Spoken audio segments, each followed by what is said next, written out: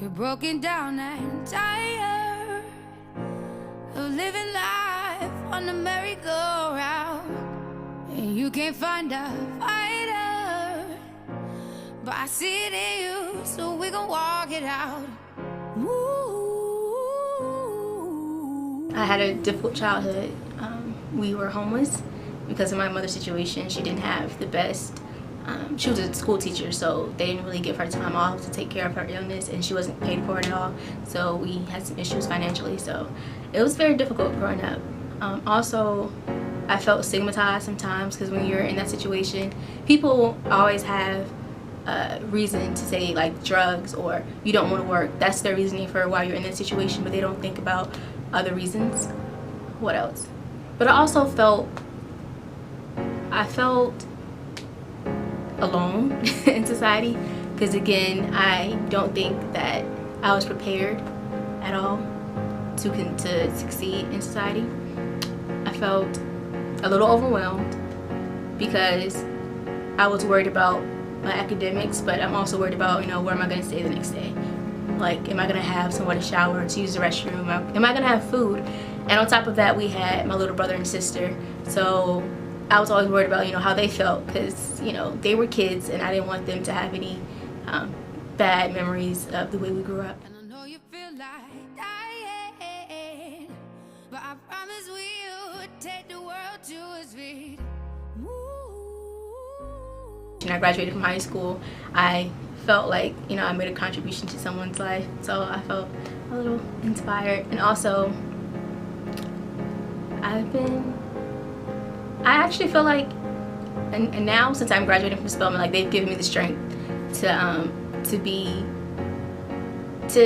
giving me the strength to believe that I can do whatever I want to do in life. So I feel confident, you know. All we need is hope, and for that we have each other, and for that we have each other. When I was younger, before my brother and sister were in the picture, I would pray as I didn't really grow up in a spiritual religious household, but you know, we were still introduced to the Bible, so I would just read my Bible and try to, you know, go to verses that I felt were encouraging.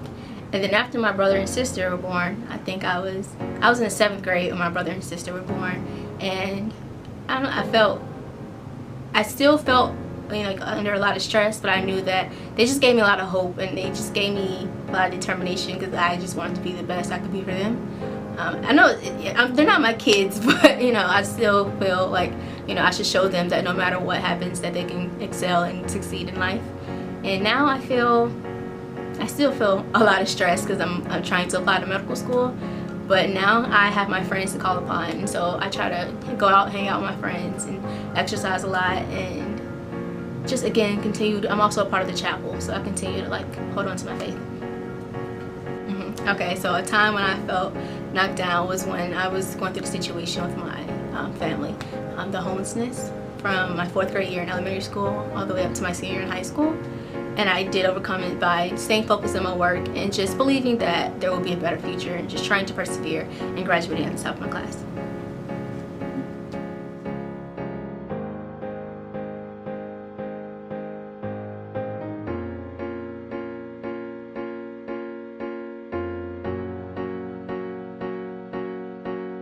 Number 1, don't back down. I think that you standing your ground, or us standing our ground, will be able to get more accomplished. We'll have our voices heard, and we won't have to and we will be able to make an impact on someone else's life, because we're trying to because us speaking up can help those who may not feel comfortable speaking up.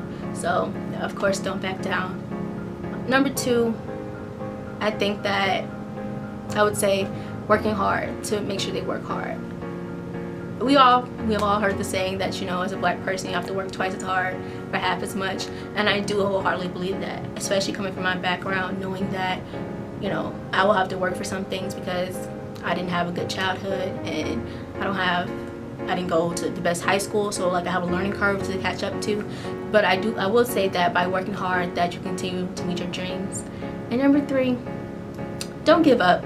I think it's sometimes you just really want to give up because you think there's no light at the end of the tunnel, but I'm pretty sure, and I can attest to this with the utmost esteem, that there is definitely a light at the end of the tunnel, and you will definitely achieve every goal that you have.